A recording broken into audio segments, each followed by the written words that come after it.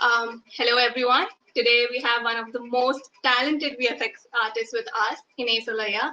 Ignace uncovered his passion for filmmaking at a very young age and followed it ever since.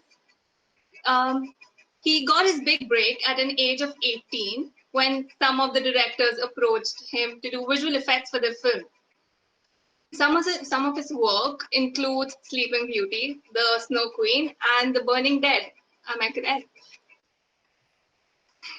So he's the founder of Tolerated Cinematics and the co-founder of Creative Galaxy. There are amazing After Effects and Premiere Pro templates on Creative Galaxy. Do take a look and try them out. He also has a marvelous YouTube channel with more than 600 educational videos about filmmaking and visual effects. They are a treasure chest for all of our budding animators out here. So that's Ignace Aleya for all of you guys. So is there anything you would like to add on to No, the absolutely very not. Thank you so much for the kind words. It means a lot to me. okay, great. So let's have your first question. All right. Okay. So to begin with, when did you actually start your filmmaking? Why did you start your filmmaking journey at a very young age? What was your inspiration? What triggered you to do that? Well, I actually made my first movie when I was 7 years old. It was just a silly movie that I made with my parents. I just liked the kind of the dream you could create from reality. You're creating something on screen. It's an entire kind of life, but it's living on its own in that visual world, and it's completely different from what the real world is. So you can really make an entire new world by just making a movie. So that's one of the things that I really like about it. But I didn't realize that until much later. So I didn't really think much of film back then. When I was 7, I didn't really care that much, but I really enjoyed the process, and I didn't understand why. Then when I got older, I got really into gaming. 12, 13, 14 years old, I was gaming a lot, and I was pretty good at it. So I was also looking at other people on YouTube. They were also posting their video games. And I thought like, okay, it's pretty cool, but it would be cooler if these edits would be special, and it would really attract the attention of the audience. So I didn't care so much about how I was gaming anymore, but I was more caring about how I present that movie of the game, of how I shoot everybody, for example, in the game, but in a special style with special effects. And people were really digging what I was doing, and they asked me how to create these certain effects. So that's how I got really into editing in general, and effects. And then I started creating tutorials for those people that really enjoyed my effects. So that turned into the channel it is today. So it evolved in a tutorial channel, and yeah, because people really wanted to know what I was doing. Of course, I always wanted to stay creative. So around the age of 16, I think I bought my first camera and I started recording for real short films and really effects and stuff like that. I was really intrigued by superhero effects, things like that. Something that I really like, because it's magic. You're literally a wizard with a computer. I can do anything that I can do in real life, but just by applying effects to it. So that's really cool. Yeah, even the Iron Man one, that video was something that excited me the most when I looked at it, the one you uploaded recently. So for me, that was the best one that I've ever seen. So Thank you. okay, is there like when you shoot, like you just talked about, filmmaking, you started like actually got a camera and shoot it. Is there any specific way to do it to make the editing part easier?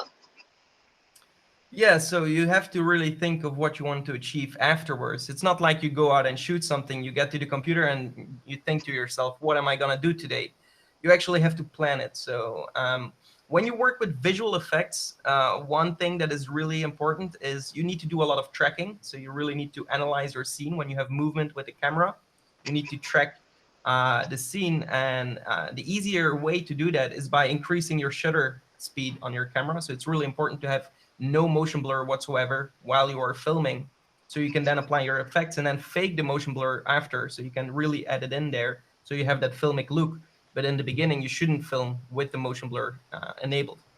So that's one of the tips. And yeah, tripod. Everything on a tripod is super easy because you don't need to do any tracking. So is this all that you taught yourself with experience, or because I saw that you also took a lot of you did have your education in this field, right? So what about that?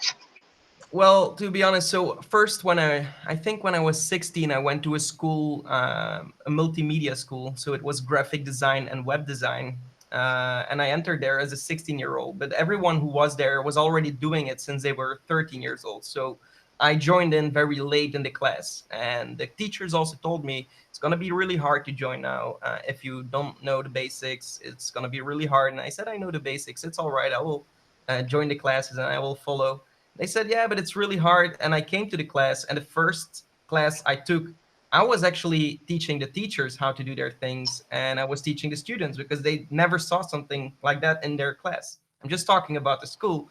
So yeah, I ended up teaching the teachers because I teach everything. Well, I learned everything by watching YouTube videos, by experimenting, by practicing, by like I was doing this every single day just at home because I wanted to do it, not because I had to do it. And yeah, that's I think that's the most important thing. If you want to learn something, you really really have to like doing it, otherwise you're going to get tired of it someday. Maybe not in a week, maybe not in a month, but maybe in 10 years you're going to be like, why did I do this? If you don't really enjoy it, you shouldn't be doing it. So while you went through all of this, so was there a lesson that stood out for you, like throughout your education part, that you still remember till this date, like this one, where I think you would have felt like really nice when you just taught everyone else. So any other Yeah. moment that stood out for you? Well, in general, I think it's really important to know that if you want to get better, you just have to do it. And even if you're not satisfied with what you create, because like every work I ever created, even in the past when I always published it, and I actually hate what I create. Like my latest video you saw, I'm not satisfied with the results. I think I can do better, but still I published it. And I think that's the hardest part of the entire creative artist kind of aspect is you have to publish no matter what. You cannot wait until your video is perfect, because if you wait until your video is perfect, you will wait maybe a few months and then your video is still not perfect because you learned a lot of new things. You will start over and then you're just working on one video and you're not getting that much better because you just published one video in a few months. And if you publish or you force yourself to publish every single week, and maybe Friday I realize my video is not perfect, but Saturday I'm going to upload it, and the next week I'm going to create something new, I think I find to myself that I learn a lot more things because I'm doing so much more projects. So Okay, that's the biggest takeaway for me. yeah. So for us, like all us animators who have just gotten into this field, all your work is still astounding. It leaves us, like totally. At least for me, I would say that. So when like you just said, you have a lot of projects going on. So are there any plugins that you tend to use all the time? Like, are there any go-to plugins that you have? So for my productivity, like when I do projects, there are productivity plugins that you can use to speed up your workflow and to just work more efficiently. The thing is that I don't use many of them, with the only reason being that I run a YouTube channel. And when I make a tutorial, everyone has to understand my software. So I try to use as few plugins as possible. And I don't change my workflow for more efficiency, just so people can recognize this, and this is the standard view of Adobe After Effects. So I don't use that many plugins just for that reason, that I have to publish video tutorials that are easy to understand. But plugins that I would advise is definitely from Video Copilot Effects Console. I'm using that all the time, just to apply effects. It's super easy and super fast. Apart from that, you have a ton of them. Like Animation Composer is a really cool one for animation, quick animations. Um, but I think you can find a lot of them by just searching the best plugins on YouTube. All of those are actually the ones that I'm using. I'm not using any underdog plugin that nobody knows about or something. So are there, like, when you're doing these videos, or if someone approaches you with their work of art, so do you tend to see some mistakes that are very common? Like you come across them a lot, even while you were working or in your edits. Like you just said that you thought it could have been better. So any common mistakes that you come across? The biggest mistake I come across and that I did myself when I started was focusing too much on the technical aspect of creating effects or creating video. And you also have to think, how is this going to be in real life? How is this going to be filmed? How would this look? How would the light be there? So I think the most important thing is to just think as a human and not as an editor or as a visual effects artist. Just to think like what I see a lot is people, they did a perfect track, they have an integration in there, but yeah, the color is very white and the highlights in the sky is, for example, a light little blue. So it's really important to put in the highlights not just pure white, but to have a little bit of blue, and that will make it the entire shot a lot more realistic. So tuning in the colors, getting the lights right, also the angle. For example, when you're shooting, like if you are in 3D and you're shooting, for example, a car chase, some people will film the car chase from above at like just a linear camera moving, but you also have to add some kind of shake to the camera to make it look like it's from a helicopter. So you're actually thinking, where is that camera? How would it be in real life? How would I shoot a real car instead of a CGR car? And then you will turn that into a animated camera that looks like a helicopter flying in 3D. Or when you do these low angle grants, how would you do that? You would hang out of a car in real life with a gimbal, and you would get close to the ground, but you have to kind of move your hands. So the camera has to be active. It has to move. It shouldn't be linear. It shouldn't be straight. So these are small things, but you just have to think, how would it be done in real life? And I think that could help a lot during the process of your effects or your videos. So I think imagination plays a lot more role in this Yes, field. exactly. Okay. It's not about what you know. It's about your imagination. Yes. So what would you say that which one would be your favorite scene ever? Like favorite VFX scene? My favorite VFX scene. Well, I don't really, I cannot answer that question because I've seen so many awesome scenes, and I see a lot of people always answering to that question that they really enjoy that. And it's going to be, every time you're going to ask me that question, it might be completely different. So if in a few months from now you give me an interview, it's possible that I'm going to tell you a movie from 10 years ago. But yeah, it depends. I really enjoyed Inception, but just because of the storytelling and not for the visual effects necessarily. But I think that the most important thing, like when I started out, I said Transformers, awesome visual effects, but it's also the story, the movie, everything around it. And I think Inception did that really great. Another thing is you see a lot of movies on the well, you see a lot of movies and all the visual effects that they use in the movies. Sometimes you don't see them. So I also say the best visual effects you can see are the visual effects you don't actually notice. So like object removal, set extension, things like that, sky replacements, name it. So yeah, I cannot give you a clear answer, but Inception is a pretty cool one. Okay. So did such movies inspire you somewhere? You know, like you have your own website called Create a Galaxy, right? So you like watch these and then get some new inspiration and then rush to get a template or something like that. Yeah, I get inspired all the time. And indeed, for some templates, like I went to Fast and the Furious, and then they have these titles with neon flashing on the screen, and I recreated them, and you can actually go ahead and find them on Creator Galaxy. So I came home, I just recreated that immediately. So every time I go to the movies, I watch the movie, and I cannot concentrate on enjoying the movie. I'm like, oh, I want to create that, or I want to create that, or I should create that one day. And I actually get it all the time. So I constantly get inspired, even by the color of the sky, the color of the leaves, how the sun hits the leaves, for example. Some street paint I might encounter, or a statue I see in the city. So it's not just movies, but literally anything inspires me. It's yeah. So you even have a silver play button. Congratulations on that. Thank you. So how is that journey? Like everything combined, like Creator Galaxy came into play, and then your YouTube was doing so well. So how was it? How was that feeling? Was it the same as the one where you taught your teacher and you know, a proud feeling? How was Yeah. it? Well, actually, I've never. Of course, I'm proud, but I'm not. Never. I never felt like I achieved something greater than anyone or something. So this all started out as a gaming channel. I was a kid, so I had a small channel, but it had a lot of subscribers back then, and the people at school were also, oh, you have a really big YouTube channel. But I didn't really put a video consistently on the channel. So I just put whenever I wanted to make a video, I made a video. When I didn't feel like making a video, I didn't make a video. And then over the years, when I turned 18, I did some visual effects for some movies. And I really realized that I really enjoy doing that because I was actually a web designer at that point. I was a web designer doing visual effects for movies.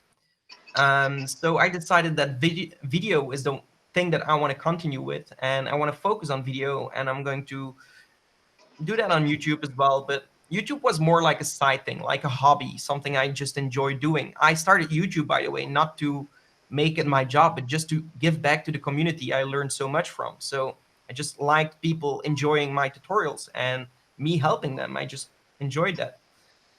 So the YouTube channel was on the side. And then when I was, I think, 21, I started my own company doing corporate videos, commercials, things like that, drone videos, after movies for festivals. And I did that alone. But after 6 months, my best friend, he came on board and we did a 50-50 business back then on the video industry. I did everything that is creative aspect, and he did everything that is a financial and managing aspect. So that was a great combination where he would do all the paperwork and the communication with clients, and I would just focus myself on the art. So that went great. We made some really good money. But then we're also doing this YouTube channel on the side, and I was like, we got some clients, then some clients didn't pay, some clients were annoying or angry, and I said, I don't want to do this for my rest of my life. Every single month, you also have to look for a new client. When you've done this project, you need a new client. When you've done this project, you need another one. What if you don't find another client in the next month? You are very limited or dependable on a client. So I said, let's go full time on YouTube. We saw that there was a potential there because we started kind of growing. We went full time on YouTube. We didn't earn anything for an entire year, I think. So we were just saving up money. And with this money that we saved, we were just doing YouTube. So that started growing, and like the craziest thing that happened since then for me personally is that the people that I looked up to, the people that were an inspiration for me when I started, they reached out to me and they said that I was inspiring them, and I'm like, how is that possible? I'm inspired by you. You shouldn't be inspired by me, you know? Like Adobe contacted me. They flew me over to LA to enjoy a beautiful time there. So I'm working together with the brand that I started. I was always looking up, like Adobe Photoshop. Oh, these guys are amazing, and I'm working with them now. So for me, these are the things that I'm proud of, like the industry that is appreciating me. The YouTube channel or the views or the subscribers don't matter that much to me. It's the appreciation of the people that are all in the same interests as me. So yeah, I think that's Plus, all basically. of us animators out here too who look up to you for all your work. And you really do inspire us, not gonna lie.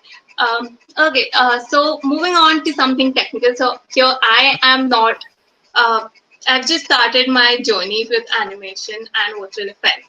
So this is a question from one of my teammates. For example, in Infinity War, on one hand, we had such amazing VFX for like Thanos' hand and all. And on the other hand, the Iron Man's part, it looked a little plastic. So what are your views on that?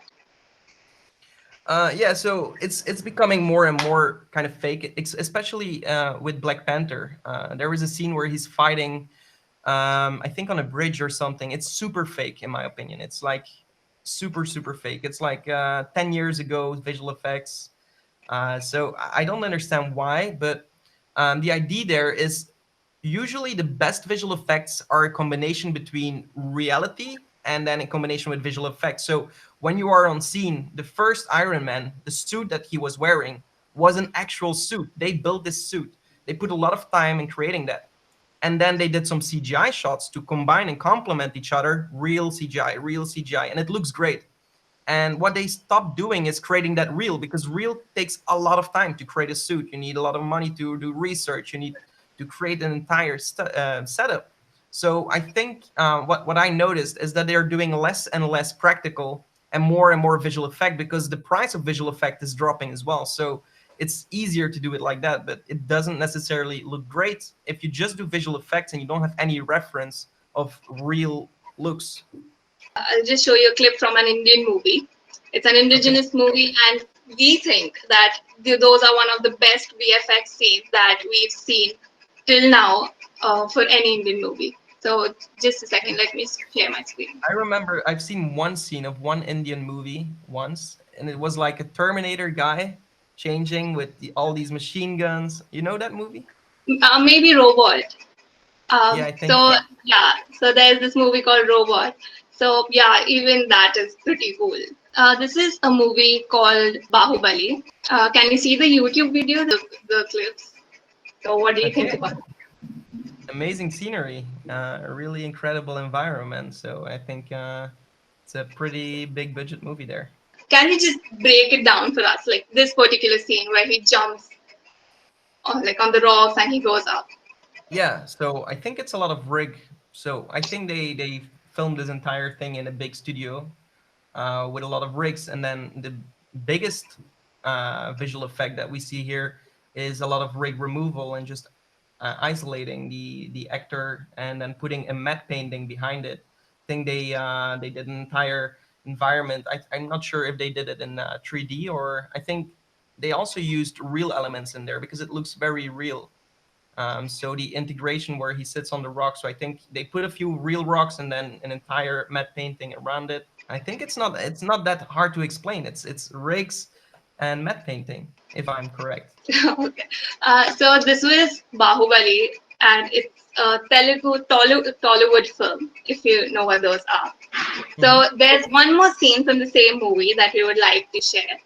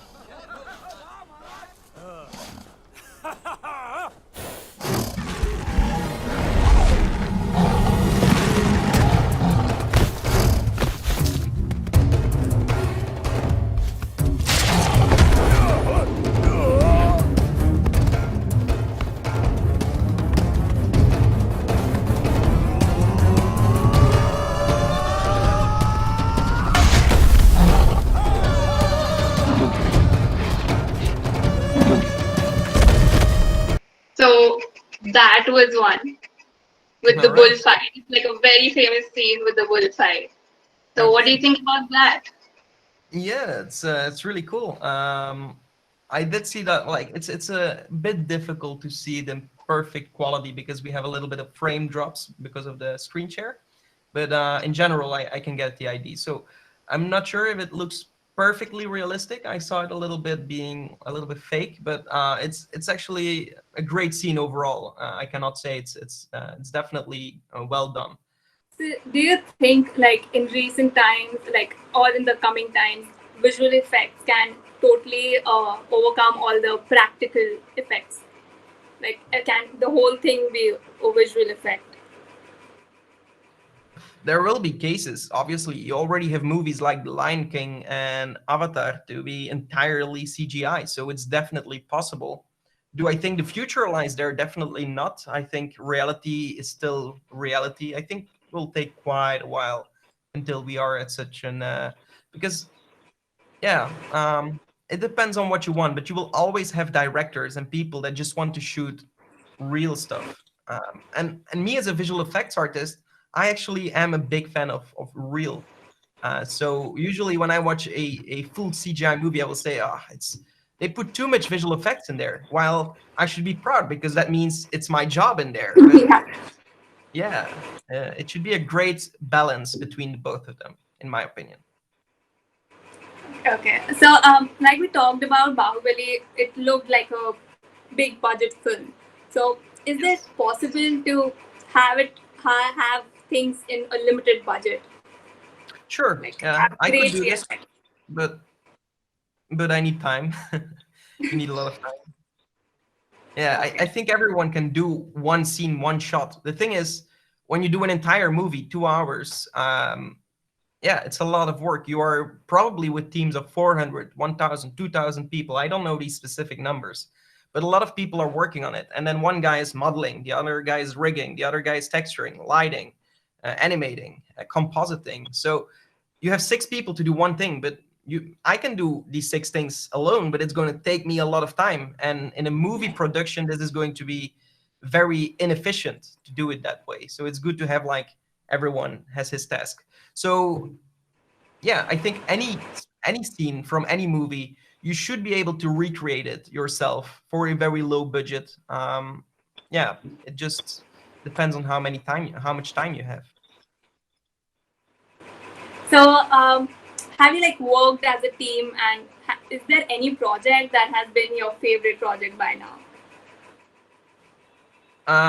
Well, actually, I had a lot of time when I was younger. So my final project that I did for my school, I had a project that I had to create something I could do whatever I want. It's called Recon, a short film Recon. I just did it with like no budget. I created this entire suit together with a friend of mine to make it look cool, and I had a spaceship landing and stuff like that. I really like the concept of that video. It's definitely not my best visual effects, but it was a good story, I think, and it could be built upon to something really nice. I think the that's one of my favorite ones, and then I also have one. It's called it's not publicly available, so it doesn't matter to say it. It's available on our website tolerated.be, I think. But we have one where I transformed the entire world. I also have a tutorial on it, so you can see what effect I'm talking about. But we were just walking in a forest, and I made the entire forest look magical with purple little lights flying around like little flies that are lighting up, and I made it entirely looking magical. So that's one of my favorite shots that I have done, or my favorite scenes I have done, because it's also a complete finished project. It's not just one shot of Iron Man flying away. It's an integration of a story and a short film. So yeah, those are my two favorite ones, and I would like to do them again one day, but with better experience. That sounds like really beautiful, like out of a Disney movie where butterflies are flying around. So that's a video I created, and I really like the concept of that video because I just shoot something and it looks a certain way, and I changed it entirely, and it looks completely different with just some simple color grading. So that was just a lot of fun. So I'll totally check it out, and so will all of us. So thank you so much for. I think we'll end at this note, and thank you so much for Okay. joining us and giving us your time. It really does mean a lot to all of us. And yeah, we It's a follow pleasure. all your Yeah. work, and it's really amazing. For me, as someone who has just started, everything sounds like all magical when I look at it. It makes me want to do everything. Yeah, exactly. It's for me the same thing. It makes you want to do everything, and that kind of sucks because you cannot do everything. You have to be patient. Sometimes I have a list of so many ideas, and I just end up doing one. And so yeah. So, well, I hope we start. Well, I hope I start somewhere like really soon. Thank you so much for joining us today. It was so good to have you, and we got to learn about so many new things. It was so much fun, and we really do look up to you. So it was like a dream come true to talk to you and ask you whatever doubts we had. We would also like to thank Ganpati sir as well as VIT for giving us this opportunity where we're able to talk to you, and it was so much fun. So thank you so much for being there. Thank you so much. That And means a hope lot. that we get a chance to have more interviews in the future with you. So thank you so much.